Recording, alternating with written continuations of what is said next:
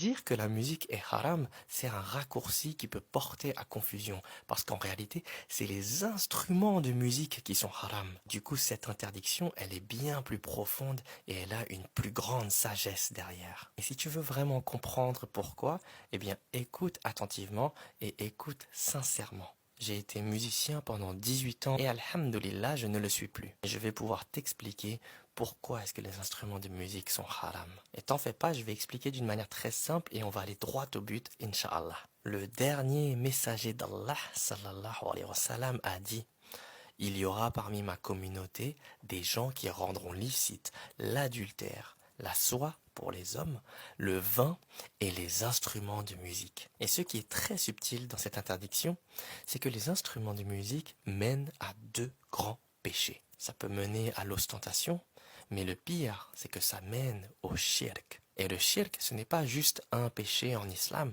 c'est le plus grand péché en islam. Le shirk, c'est du polythéisme, c'est le fait d'associer des partenaires à Allah, c'est le fait de mettre un intermédiaire entre la créature et le créateur, le fait de chercher refuge auprès d'autre chose que le créateur.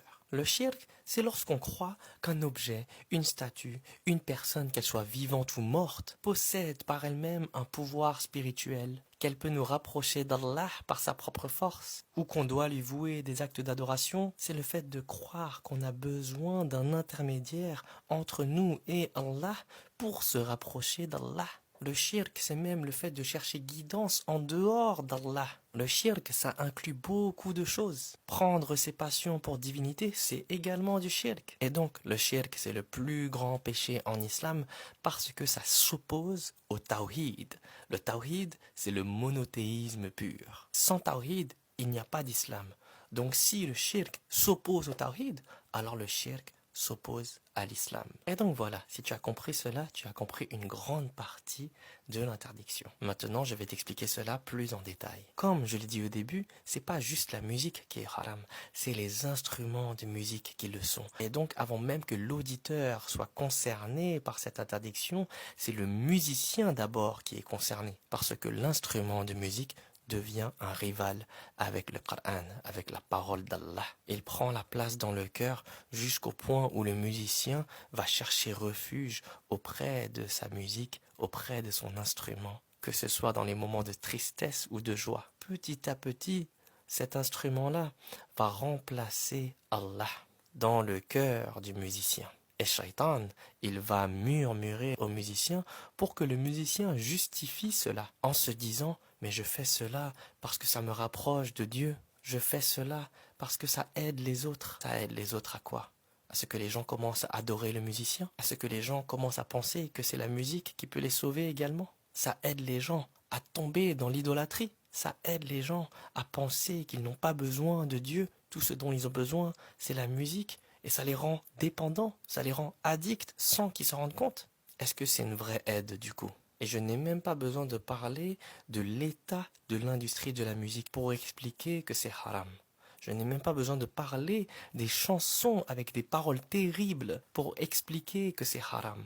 Même la musique qui est bien composée, sans paroles, peut mener au shirk. Combien de personnes aujourd'hui disent: je ne peux pas vivre sans musique, j'ai toujours besoin de mes écouteurs avec moi. C'est une addiction, une dépendance qui est banalisée, normalisée. Combien de personnes disent: oh, la musique m'a sauvé, alors que c'est Dieu qui sauve. Lorsque quelqu'un va mal, il se tourne vers la musique. Au lieu de se tourner vers Allah, il se tourne vers une playlist, au lieu de se tourner vers le Coran. Lorsqu'il est heureux, au lieu de remercier Allah, il va célébrer avec une chanson. Et petit à petit, la musique, elle s'installe dans le cœur et elle devient une béquille émotionnelle. On pense qu'on ne peut plus gérer nos émotions sans elle. La musique devient notre refuge. Allah n'est plus notre refuge. Les gens ont besoin de la musique lorsqu'ils marchent, lorsqu'ils conduisent, lorsqu'ils cuisinent, même pour s'endormir. Et au final, ils se souviennent plus des mélodies ou des paroles, des chanteurs et des musiciens, plutôt que de la parole d'Allah. La musique, elle prend tellement de place dans le cœur qu'à n'importe quel moment, on peut avoir la mélodie ou les paroles d'un artiste qui apparaît dans notre tête alors qu'on n'a jamais choisi d'écouter certaines chansons. Mais vu que c'est joué partout, au bout d'un moment, on s'en souvient. Et petit à petit, on oublie la parole d'Allah. Allah nous invite à réfléchir sur ce sujet-là en nous disant dans Surat Al-Furqan, ayat 43, « N'as-tu pas vu celui qui a pris sa passion pour divinité ?» Si quelqu'un croit que sa vraie paix se trouve dans son instrument de musique ou dans quoi que ce soit d'autre que Allah, alors il sera tombé dans une forme de shirk. La vraie paix, as-salam, vient d'Allah directement.